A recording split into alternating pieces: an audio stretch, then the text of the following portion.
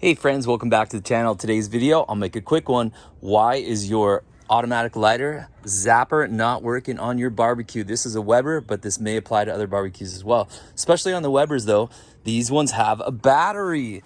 So let's come down into here. And if we look right underneath this cap right here. So this little knob right here unscrews. Inside here is one AA battery. There you go. Replace this. Put the new one in. Make sure the plus side is going in. Just like that. Put our cap on here.